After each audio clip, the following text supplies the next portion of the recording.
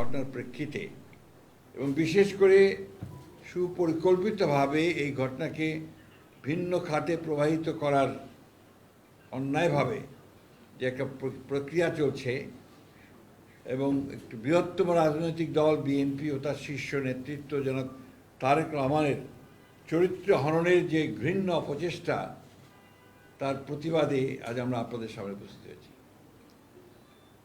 আপনারা ইতিমধ্যে অবগত হয়েছেন যে একটি বিবেকবান রাজনৈতিক দল হিসেবে সাম্প্রতিককালে রাজধানী ঢাকার মিটফোর্ড এলাকায় সংগঠিত লালচাঁদ সোহাগ হত্যাকাণ্ডে বাংলাদেশ জাতীয়তাবাদী দল বিএনপি তার তীব্র নিন্দা, প্রতিবাদ ও দৃষ্টান্তমূলক শাস্তি দাবি করেছে এবং এই হত্যাকাণ্ডে সংশ্লিষ্টতা প্রমাণিত না হওয়ার পরেও যাদের নাম এসেছে তাদের মধ্যে বিএনপির সঙ্গে জড়িত যে দু একজনের নাম এসছে তাদেরকে দলীয় শৃঙ্খলা আলোকে আজীবন বহিষ্কারের মতো সর্বোচ্চ সাংগঠনিক ব্যবস্থা গ্রহণ করা হয়েছে। নিহতের পরিবার পক্ষ থেকে ইতিমধ্যে মামলার এজাহারের অসঙ্গতি সম্পর্কে বক্তব্য দেওয়া হয়েছে। তাদের বক্তব্য থেকে জানা যায় যে তাদের উল্লেখিত 3 জন অপরাধীদের নামের স্থলে এমন 3 জনের নাম সংযুক্ত করা হয়েছে যাদের বিরুদ্ধে তাদের কোনো অভিযোগ নেই।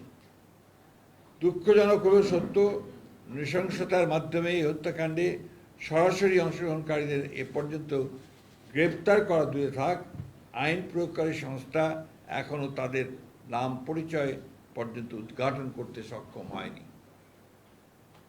তাছাড়াও আমরা বর্তমান সরকারের কাছে এই হত্যাকাণ্ডে সরাসরি অংশ নেওয়া ব্যক্তিদের গ্রেপ্তার এবং দ্রুত বিচারের পদক্ষেপ গ্রহণের দাবি জানিয়েছি।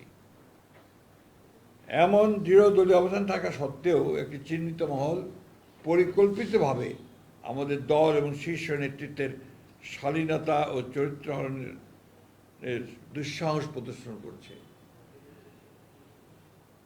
সার্বিক বিবেচনায় আমাদের বেশ কয়েকটি বিষয় গুরুত্বের সঙ্গে অনুধাবন করা প্রয়োজন বলে আমরা মনে করছি, কারণ বিষয়গুলো জনমনে কিছু প্রশ্নের উদ্রেক করেছে। এই হত্যাকাণ্ডের ঘটনা কোনো রাজনৈতিক স্বার্থসিদ্ধির জন্য ব্যবহার হচ্ছে কিনা এবং এর মাধ্যমে আসন্ন জাতীয় নির্বাচনের পরিবেশকে বিঘ্নিত করার জন্য বিশেষ কোনো মহলের প্ররোচনায় এই ধরনের ঘটনাকে অজুহাত হিসেবে ব্যবহার করা হচ্ছে কিনা এ নিয়ে সন্দেহ করবার যথেষ্ট অবকাশ রয়েছে। কুমিল্লার মুরাদনগরে সংঘটিত 3টি নৃশংস হত্যাকাণ্ড, কুমিল্লায় মসজিদের ইমাম, খুলনায় যুবদল নেতা মাহবুব মোল্লাকে হত্যা ও রক কেটে দেওয়া, এমন হত্যাকাণ্ডের ক্ষেত্রে সকলের প্রতিবাদী কণ্ঠস্বর সমমানের ছিল কিনা সে বিষয়েও প্রশ্ন তোলা যেতে পারে। পরিকল্পিতভাবে দেশে অস্থিতিশীল পরিস্থিতি সৃষ্টির জন্য মিটফোর্ডের হত্যাকাণ্ডকে রাজনৈতিক দুরভিসন্ধমূলকভাবে বাস্তবায়নে ব্যবহৃত হচ্ছে কিনা সে ব্যাপারে সন্দেহ করার যথেষ্ট কারণ রয়েছে। প্রকাশ্য দিবালোকে অসংখ্য মানুষের সামনে আইন প্রয়োগকারী সংস্থার নিকটবর্তী অবস্থান থাকা সত্ত্বেও এমন ঘটনার কোনো প্রতিরোধ না হওয়ায় পুরো ঘটনাটা সম্পর্কে জনমনে প্রশ্ন উদ্রেকের যথেষ্ট কারণ রয়েছে। জনসম্মুখের হত্যাকাণ্ডের প্রতিবাদ এবং প্রতিরোধ ছাড়া বিনা বাধায় ভিডিও ধারণ যুক্তিসঙ্গতভাবেই অনেক প্রশ্নের জন্ম দেয়।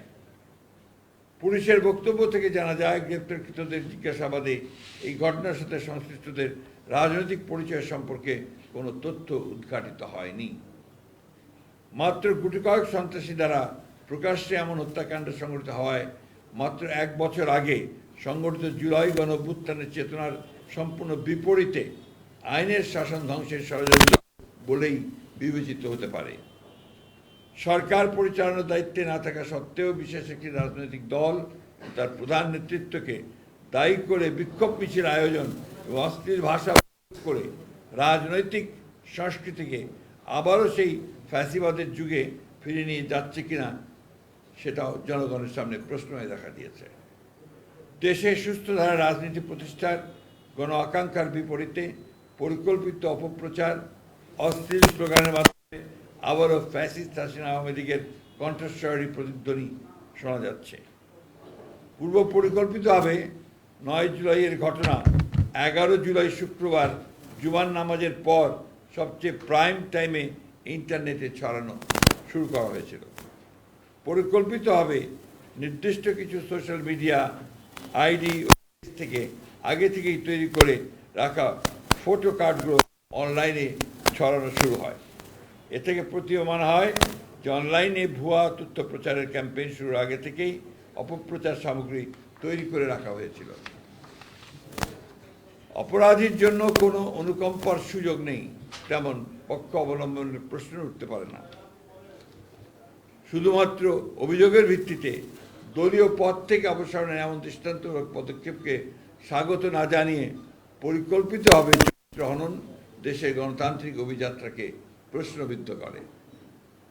ক্ষতিগ্রস্ত পরিবারের পাশে দাঁড়ানো এবং তাদের আইনি সহায়তা প্রদানের অঙ্গীকার থেকে আমাদের বিচ্যুত হবার সুযোগ নেই। নিহত সোহাগের রাজনৈতিক পরিচয় গুরুত্বপূর্ণ নয়, বরং তিনি দেশের একজন নাগরিক যিনি সন্ত্রাসের নির্মম শিকার। ফলে তার পরিবারের সাথে আমরা এই অপকর্মের দৃষ্টান্তমূলক শাস্তি দাবি করেছি। হত্যাকাণ্ডের দ্রুত বিচার ও দৃষ্টান্তমূলক শাস্তি দ্রুত কার্যকর করার বিষয়ে আমাদের দলীয় অবস্থান সুদৃঢ় ও অপরিবর্তিত। একটা বিষয় আমার মনে হয় যে আপনারা সবাই লক্ষ্য করেছেন যে পুলিশের যে ইনভেস্টিগেশন তার রিপোর্টে কিন্তু বলা হচ্ছে এটা কোনো চাঁদাবাজির ব্যাপার ছিল না, এটা সম্পূর্ণভাবে ব্যবসায়িক ঘটনা থেকে এটা সংঘটিত হয়েছে।